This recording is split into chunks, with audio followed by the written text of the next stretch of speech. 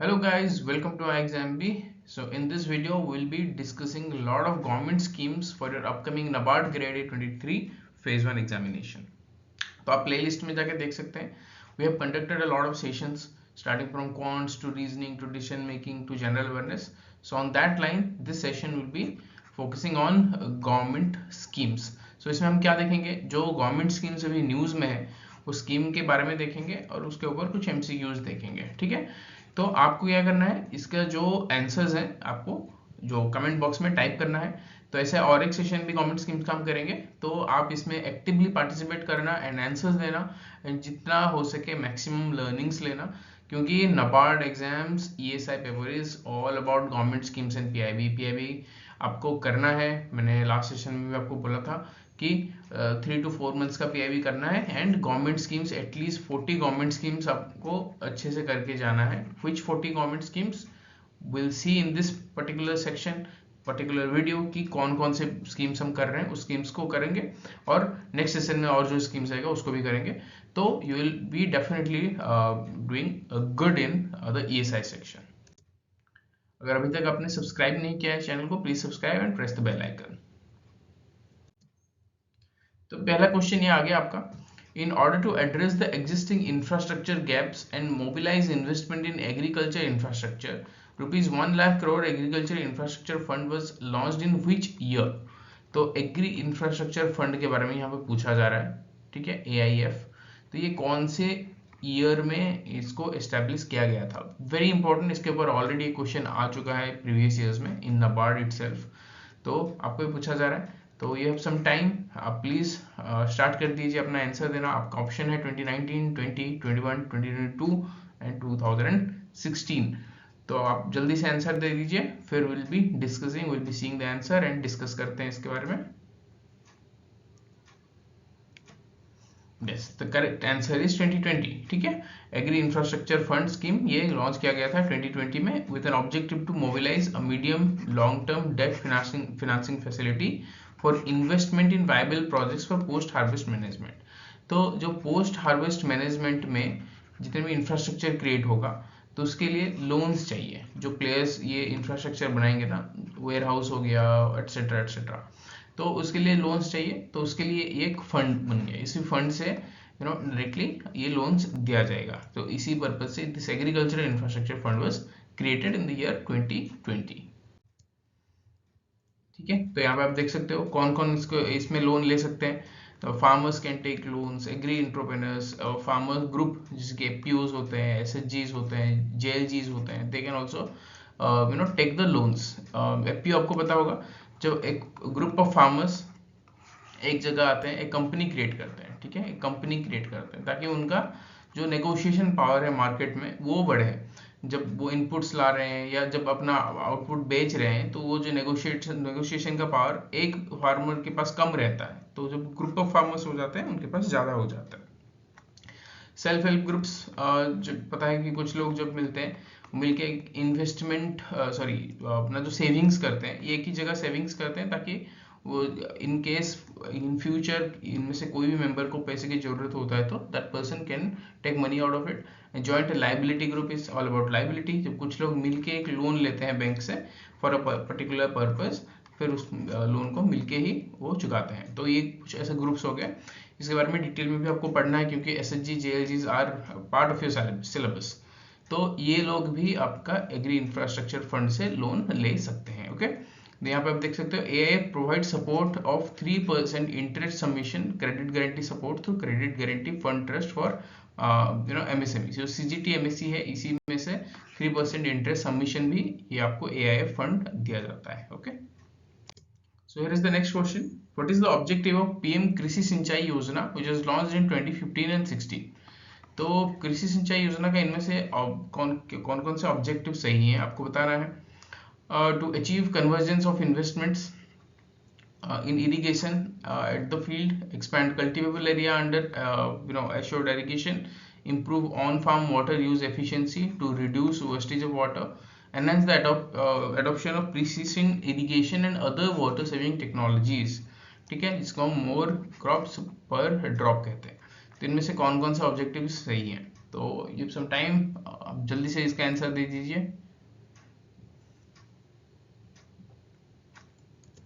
Yes, all of these are the objectives of आपका PM Krishi Sinchai योजना। तो आपको बहुत अच्छे से याद रखना है, ठीक है। To convergence of investment in irrigation, यहाँ पे थोड़ा सा डाउट हो सकता था आपको कि भाई इन्वेस्टमेंट के ऊपर भी ये काम करता है कि नहीं करता है। Yes, it does work on the investment in irrigation.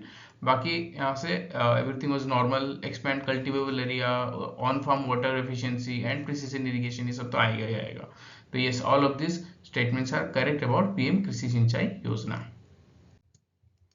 तो सेम चीज हमने जो देखा था यहाँ पे, वाटर सेविंग टेक्नोलॉजीज, जो मोर क्रॉप पर ड्रॉप है, everything recharging aquifers, introduce sustainable water conservation practices, all these are part of your Pradhan Mantri Krishi Sinchai Yojana, ठीक है। Very important scheme. Okay, so here is the next question. A scheme which aims at the development of sustainable models of organic farming through a mix of traditional wisdom and modern science to ensure long-term soil fertility buildup, resource conservation and helps in climate change adaptation and mitigation. What is the scheme? आपको इस scheme को पहचानना है, कौन सा scheme है ये, ठीक है। Sustainable models of organic farming के बारे में बात किया जा रहा है, ट्रेडिशनल विजडम यूज करके, मॉडर्न साइंस यूज करके लॉन्ग टर्म सॉइल फर्टिलिटी भी यूज किया जाएगा, मतलब बढ़ा जाएगा, and resource conservation, climate change adaptation भी इसमें बात किया जा रहा है। तो ये कौन सी स्कीम के बारे में हम बात कर रहे हैं? वेरी इजी, इसके ऊपर भी ऑलरेडी क्वेश्चन आ चुके हैं। तो most of the schemes will be discussing here. इसके ऊपर नाबार्ड ने लास्ट 3 साल में बहुत सारे क्वेश्चन पूछ रखे हैं, both in the phase 1 and phase 2। Okay, yes, परंपरागत कृषि विकास योजना, ठीक है, परंपरागत कृषि विकास योजना। तो यहाँ पे आप देख रहे हो ऑर्गेनिक फार्मिंग प्रमोट किया जाता है विथ दिस पर्टिकुलर स्कीम, परंपरागत Krishi Vikas Yojana, since 2015 and 16। Okay, the scheme station end to end support to organic farmers. End to end support मतलब स्टार्टिंग से लेके एंड तक, जब वो फार्मिंग शुरू करेंगे till the time they market their product, सब पूरा जो जर्नी होगा उसमें सपोर्ट मिलेगा। From production to certification, marketing, everything, post harvest management support including processing, packing, marketing, ये सब मिल जाएगा इसमें परंपरागत कृषि विकास योजना में। ओके,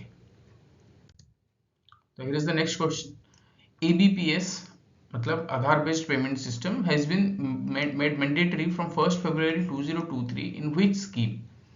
ठीक है, तो पहले कुछ स्टेट्स ने इसको इम्प्लीमेंट किया था, but now it has been made mandatory कि भाई सारे स्टेट्स इसको इम्प्लीमेंट करेंगे। तो आधार बेस्ड पेमेंट सिस्टम मतलब जो आधार में जो आपका बैंक अकाउंट लिंक्ड है, उसी में डायरेक्ट आपका पैसा चला जाएगा। तो Aadhaar based payment system has been mandatory in which scheme? Very important. Yes, correct, the answer here is MNREGA, ठीक है। मनरेगा में ये Aadhaar based payment system mandatory किया गया है, जिसके हमने कहा था कुछ स्टेट्स पहले ऑलरेडी कर रखे थे, और बाकी जितने भी स्टेट्स थे अभी वो मैंडेटरी है कि 1 फरवरी 2023 से वो करेंगे।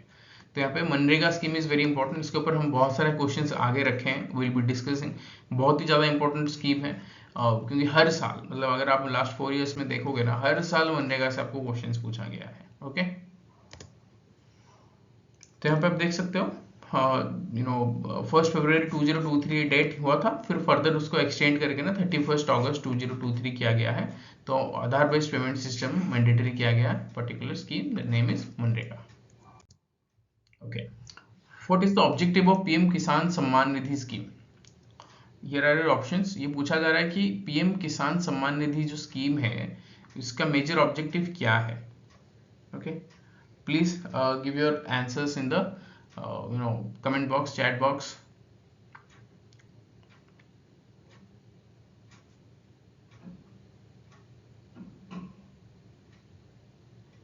ऑप्शंस को बहुत ही केयरफुली पढ़ना है आपको।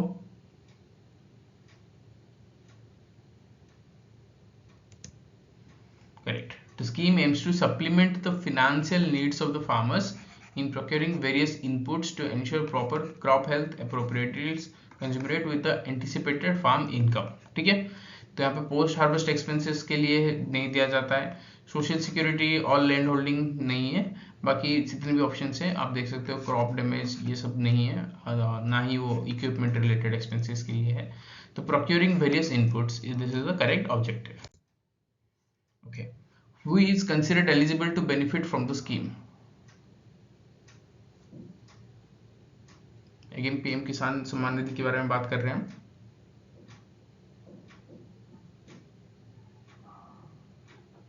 इसके एलिजिबल बेनिफिशियरीज कौन कौन है?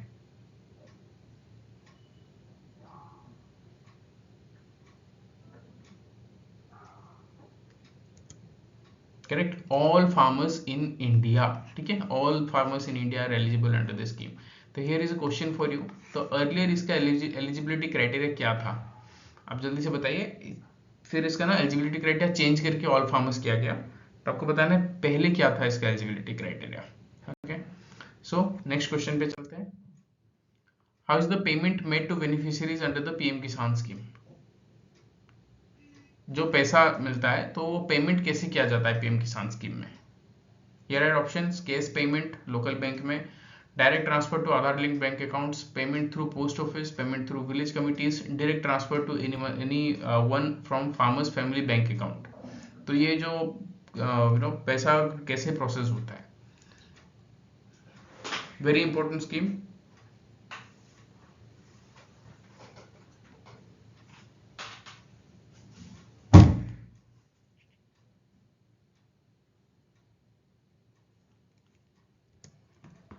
करेक्ट, यहाँ पे the answer is direct transfer to Aadhaar linked bank accounts. Okay, Aadhaar linked bank accounts में ही आपका पैसा डायरेक्ट चला जाता है। And what is the process for beneficiary identification under this particular scheme? तो इसमें बेनिफिशियरी आइडेंटिफाई कैसे किया जाता है, मतलब कौन करता है? Please read the options very carefully, this is very important scheme.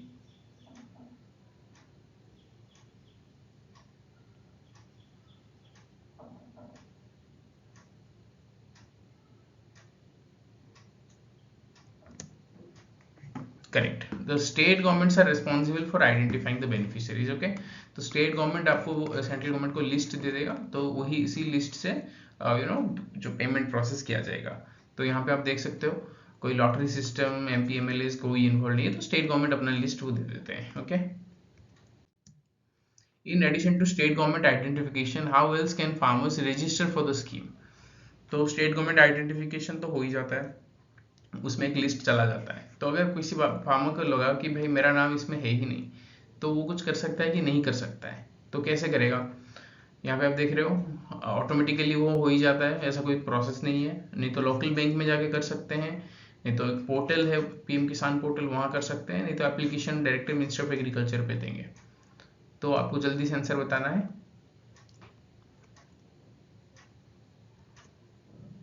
Yes, तो पीएम किसान पोर्टल है। तो ये पीएम किसान पोर्टल में the farmer has to register.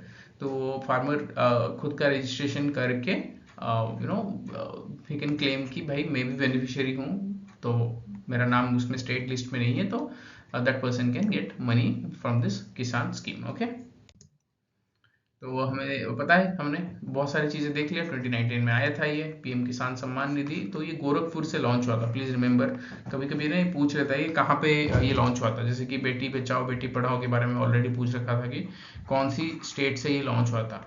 तो आप बता सकते हैं ये कौन सी स्टेट से लॉन्च हुआ था? तो this is a previous year question, please बताओ जल्दी।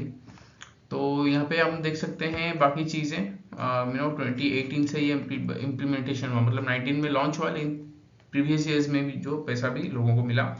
तो financial needs of the farmers, procurement of various products, इसीलिए इसका पैसा दिया जाता है। तो पहले था कि earlier it was eligible only for the farmers who have 2 acres of land. मैंने जैसे कहा ना, ओनली 2 एकर्स ऑफ लैंड के एलिजिबिलिटी क्राइटेरिया था, but later it was covered कि भाई all land holding, all farmers will be covered. ठीक है, तो 6,000 रुपीज इन 3 इंस्टॉलमेंट्स और 2,000 इन 3 इंस्टॉलमेंट्स करके ना टोटल 6,000 रुपीज दिया जाता है ऑल द फार्मर्स को। Okay okay, here is the next question, what is the goal of the national bee keeping and honey mission? मतलब इसमें कौन सा रेवोल्यूशन चाहिए? It is actually asking that national bee keeping and honey mission में which revolution is involved? ठीक है, जल्दी से आप अपना आंसर दे दीजिए कमेंट बॉक्स में।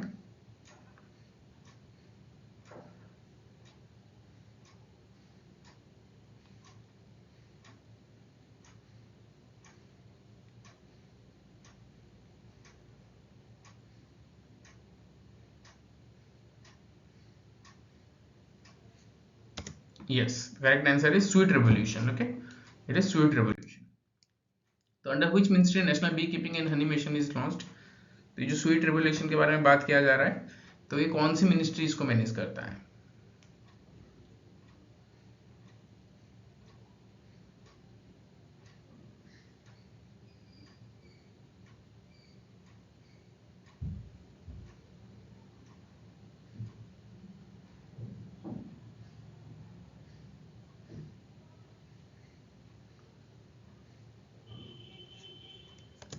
Yes, it comes under the Ministry of Agriculture and Farmer Welfare. ठीक है, national bee keeping and honey mission comes under Ministry of Agriculture and Farmer Welfare. तो यहाँ पे आप देख सकते हो, it is an initiative of the Government of India for promoting apiculture and popularly known as beekeeping mission. Okay. Okay, a new mission on oil palm to be known as the National Mission on Edible Oils, Oil Palm. A new centrally sponsored scheme with a special focus on Northeast region and the Andaman Nicobar Islands. Due to the heavy dependence on imports for edible oils, it is important to make efforts for increasing the domestic production of edible oils, in which increasing area and productivity of oil palm plays an important part. In this mission, how much hectare of land bring additionally for palm oil cultivation? तो आपको पूछा जा रहा है about this particular scheme, national mission on edible oils, oil palm के बारे में. तो हमने ऑब्जेक्टिव तो सारा देख लिया, north east region, Andaman Nicobar islands, ये सब आ जाएगा. एंड सेंट्रली स्पॉन्सर्ड स्कीम है, मतलब both the centre and the state governments both इसको इम्प्लीमेंट करेंगे, फंडिंग भी देंगे. तो बेसिकली आपको पूछा जा रहा है कि कितने हेक्टर ऑफ लैंड फार्मर को लाना पड़ेगा for this particular palm oil cultivation. Okay, तो जल्दी से आपको इसका आंसर बताना होगा. Very very important scheme as well, क्योंकि अभी रिसेंटली न्यूज में भी है. Correct, the answer is 6.5 lakh hectare. मतलब अभी टारगेटेड ये है कि 6.5 लाख हेक्टर एरिया को हम पाम ऑयल कल्टीवेशन में ले आएंगे. ठीक है, by connecting lot of farmers and everyone. Okay, ठीक है, बाकी हमने सब देख लिया. The production crude palm oil expected to go up to 11.2 lakh tons by the 2025-26 and up to 28 lakh tons by 2029 and 30.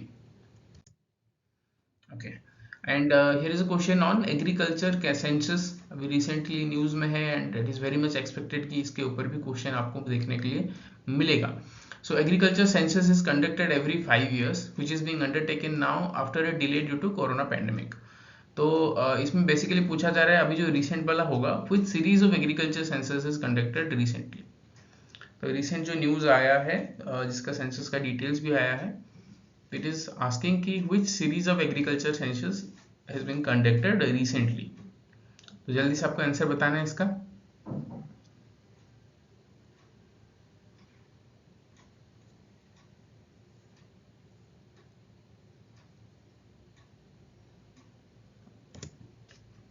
Correct, this is the 11th one. ठीक है, तो ये 11th सीरीज है एग्रीकल्चर सेंसस का, 11th series. Okay, तो due to Covid ये delay हो गया है. तो अभी हम जो देख रहे हैं ये 11th सीरीज है एंड एवरी 5 years ये सेंसस होता है. Okay, one district one product programme comes under which department having major stakeholder and of which ministry. तो अब सिंपल क्वेश्चन है कि कौन सी डिपार्टमेंट, कौन सी मिनिस्ट्री ये one district one product programme को मैनेज करते हैं. ये are your options, very easy. And ये ओडीओपी जो है बहुत ही इंपॉर्टेंट है क्योंकि बहुत बार न्यूज में रहता है ये.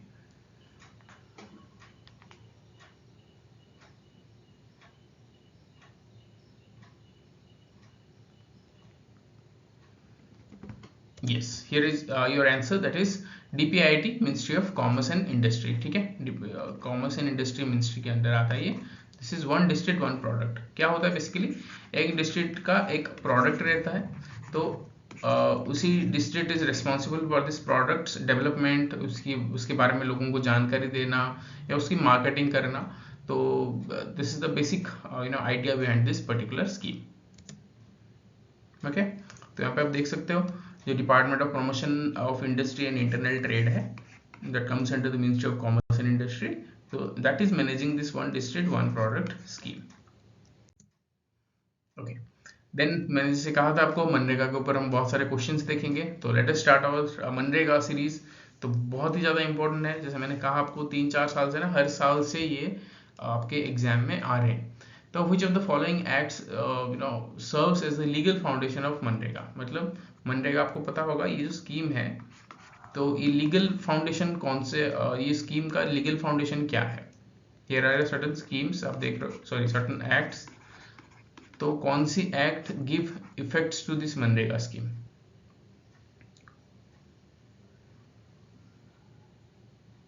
Very basic.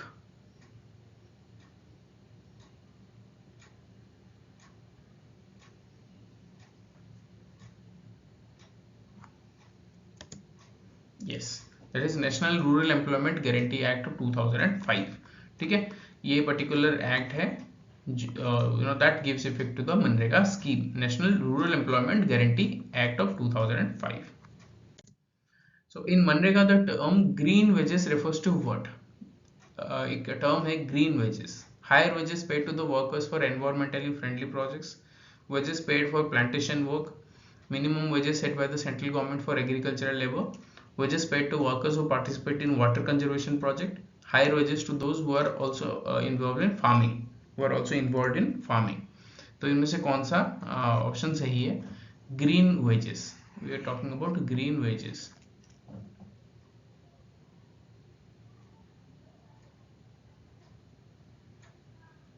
Okay, yes, higher wages paid to the workers for environmentally friendly projects. Okay, जो environmentally friendly projects में involved होते हैं तो उनको higher wages दिया जाता है मनरेगा में, so that is called your green wages. Okay, here is the next question, which of the following activities is not considered eligible for funding under MNREGA? तो मनरेगा इनमें से कौन सी एक्टिविटीज को फंड नहीं करता है? Here are your options: building check dams, road construction in remote areas, promotion of agricultural mechanization, construction of individual household toilets, construction of individual household. Okay,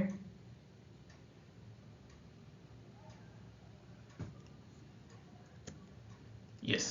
तो promotion of agricultural mechanisation, इस पे कोई काम नहीं होता है, क्योंकि मनरेगा में पता है ये बेसिकली जो फिजिकल इंफ्रास्ट्रक्चर है उसको बिल्ड करने में इसका मेजर ऑब्जेक्टिव रहता है। तो building check dams, road constructions, individual household toilets and individual household, all of this come under MNREGA. तो हमें पता है कि जो प्रधानमंत्री आवास योजना है, प्रधानमंत्री आवास योजना में जो घर बनता है that can also be build under MNREGA. Okay, तो उसमें बहुत सारे फैक्ट्स हैं, आपको बहुत अच्छे से याद रखना होगा। कितने डेज का मनरेगा वर्क डेज हिसाब say that person can claim, खुद घर बनाए लेकिन वो वेजेस क्लेम कर सकता है मनरेगा से। The same goes for household toilets under Swachh Bharat mission as well. Okay, तो ये बहुत सारे फिगर्स हैं अबाउट मनरेगा आवास योजना, बहुत अच्छे से याद रखना पड़ेगा, क्योंकि नबार्ड का फेवरेट है। प्रधानमंत्री आवास योजना हो जाए, NRLM हो गया, ग्राम सड़क योजना हो गया, मनरेगा हो गया, ये सारे स्कीम्स ना फेवरेट है, तो इससे बहुत ही डीप में जाके भी क्वेश्चंस आते हैं। ओके, तो आपको उसी तरह बहुत अच्छे से प्रिपेयर करना पड़ेगा ये सारे स्कीम्स को। तो which state became the first in India to implement MNREGA on a pilot basis in 200 districts before its national nationwide rollout? तो पूरा कंट्री में रोल आउट से पहले ये 200 डिस्ट्रिक्ट्स में पायलट इम्प्लीमेंटेशन किया गया था। तो इसमें से कौन सा स्टेट पहला स्टेट बना to implement MNREGA? Very important.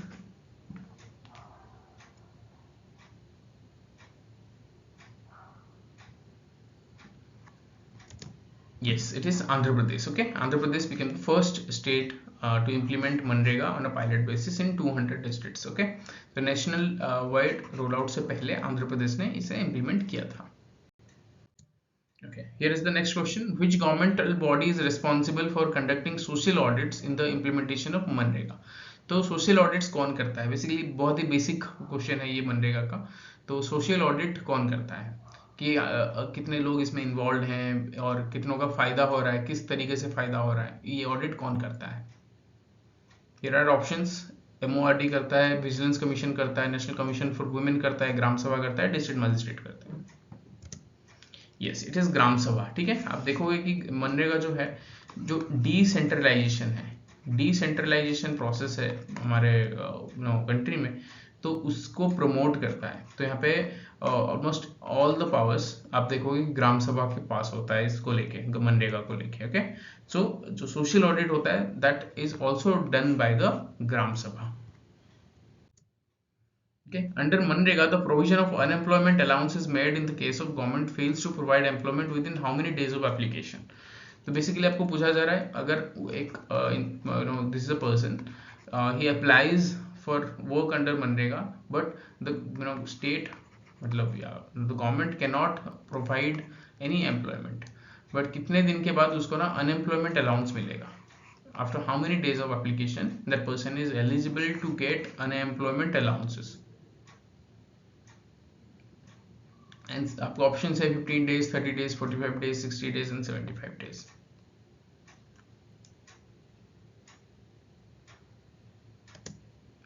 Correct, this is 15 days of application. ठीक है, with in 15 days of application उसको काम मिलना चाहिए।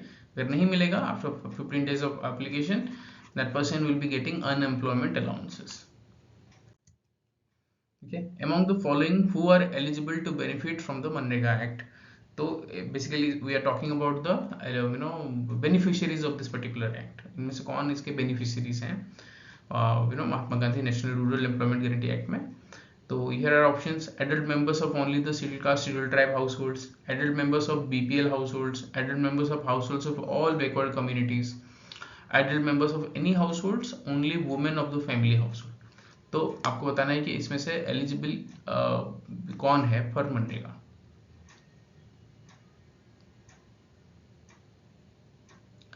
Please give your answers in the chat section.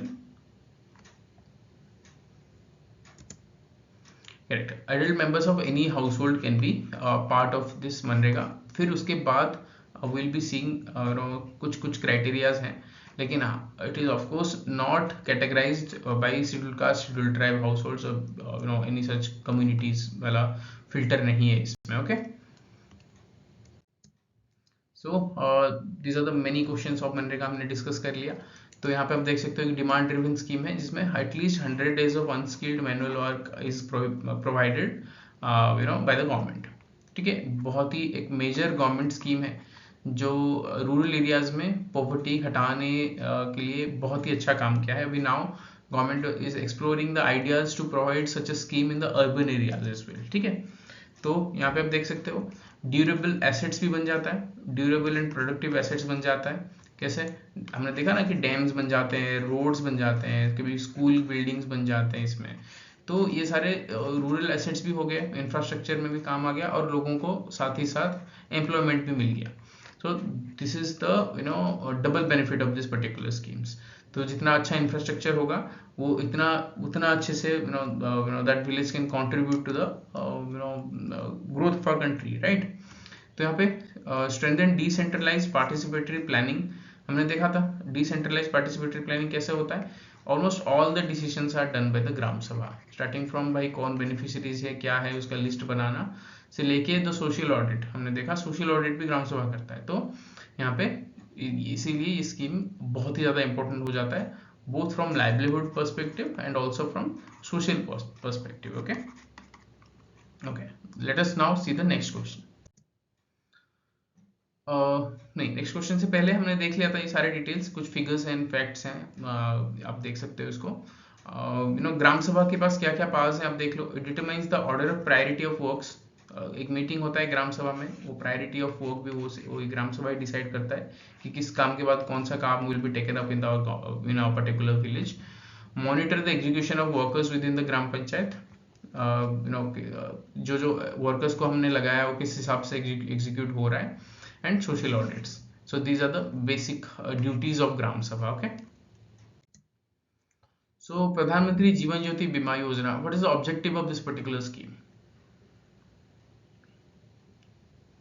What is the objective of Pradhan Mantri Jeevan Jyoti Bima Yojana? Very important, very basic schemes. बहुत ही बार ये news में हो रहा है एंड बहुत बार एग्जाम्स में भी पूछा जा सकता है ये।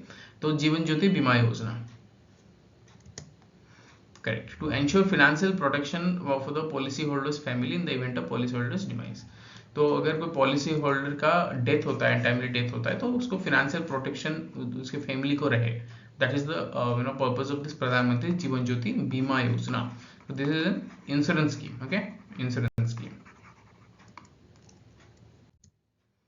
What is the coverage period of प्रधानमंत्री जीवन ज्योति बीमा योजना? मतलब if the person buys insurance scheme under प्रधानमंत्री जीवन ज्योति बीमा योजना, तो फिर वो renew कब होगा? मतलब that policy will be applicable from which date to which date?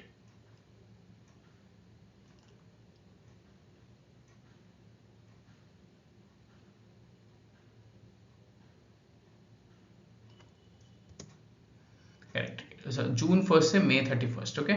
So this is the time period. June 1st से May 31st ये प्रधानमंत्री जीवन ज्योति बीमा योजना applicable रहता है. After May 31st again June 1st को that person has to renew that particular policy. Which entity is responsible for deducting premium from the policyholder's bank account under the PMJJBY जीवन ज्योति बीमा योजना. ठीक है. तो इसमें से जो बैंक अकाउंट है, जो पॉलिसी होल्डर है उसका बैंक अकाउंट इज लिंक्ड, तो उसकी बैंक अकाउंट से पैसा जो डेबिट होता है, तो इसके साथ साथ आप बता दो PMJJBY का प्रीमियम अमाउंट क्या है. What is the premium amount? Quickly इसका आंसर दे दो. जो प्रीमियम अमाउंट है कौन डिडक्ट करता है? यहाँ पे IRDAI के बारे में बात कर रहे हैं, RBI के बारे में बात कर रहे हैं, पॉलिसी होल्डर्स का बैंक ही खुद काट देगा, या insurance company offering the scheme, या State Bank of India. Okay, जल्दी से आपके आंसर दे दो चैट सेक्शन में. Yes, policy holders bank account. ठीक है, अगर पॉलिसी होल्डर का bank account suppose it is SBI और इट इज PNB, ठीक है, so that bank is responsible कि वो डिडक्ट करे ऑटोमेटिकली जो अमाउंट है, प्रीमियम अमाउंट है, ताकि उसका रिन्यू होता चले उसका particular scheme. Okay, particular policy actually. Okay, Pradhan Mantri Jeevan Jyoti Bima Yojana enrolment period, we have already seen this question. तो यहाँ पे this question can also be framed as Pradhan Mantri Suraksha बीमा योजना. ओके, तो May 1st से sorry, there might be some issues with this particular question. We'll be taking up this question again, not worry. Okay, no, it is actually correct. ये आपको पूछा जा रहा है कि एनरोलमेंट पीरियड क्या है. ठीक है, एनरोलमेंट पीरियड आप with in May 1 to May 31st enrolment करोगे तो फिर further it will be renewed. Okay, यहाँ पे here's another question on this. In case of policy holders demise, who receives the coverage amount provided by जीवन ज्योति बीमा योजना? तो ये हमने देखा कि पॉलिसी होल्डर का प्रोटेक्शन होता है, financial protection to the family. तो एक नॉमिनी रहते हैं, ये particular like all other insurance schemes. तो in the case of policy holders demise, ये जो अमाउंट है that automatically goes to whom? Very easy and very basic one.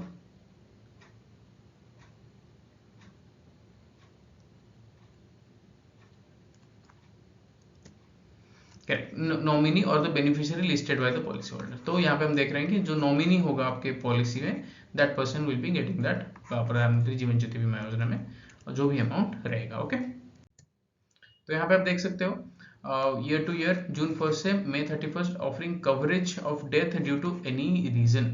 Okay, then persons in the age group of 18 to 50 years having individual bank or post office account are entitled to enroll. Enrollment का period क्या है? May 1 से May 31st under this particular scheme. 18 to 50. Okay, people who join the scheme before completing 50 years they can continue to have the risk life cover up to 55. मतलब अगर किसी ने 30 as पे खरीदा इसे, हर साल वो ना ऑटो रिन्यू कर रहा है, तो 50 आ गया. Now this person has the flexibility, भाई इस पे खत्म नहीं होगा for this particular person, automatically enrolment चलेगा up to the age of 55. After 55 फिर वो ऑटो रिन्यू नहीं होगा, फिर वो आपका जो पॉलिसी है वो बंद हो जाएगा. लाइफ कवर मिलता है 2 lakh in case of death due to any reason against a premium of 436 rupees. Okay, 436 rupees is the premium, 2 lakh in any kind of death. Enrollments under the scheme can be done by visiting the branch or BC point or website of the bank. कहीं पे भी जाके वो कर सकता है.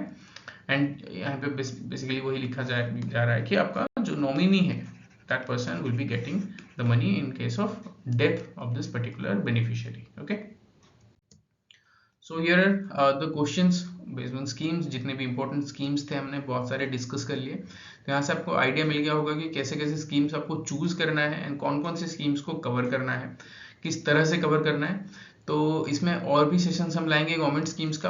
अगर आपको अच्छा लगा ये सेशन तो प्लीज़ कमेंट कर दीजिए कि हाँ ये सेशन अच्छा लग रहा है, will be coming up with more government scheme sessions. And please do not forget to subscribe to this channel, press the bell. Video अच्छा लगे तो लाइक कीजिए एंड शेयर भी कीजिए। तो और इस सेक्शन को आप देखते रहिए।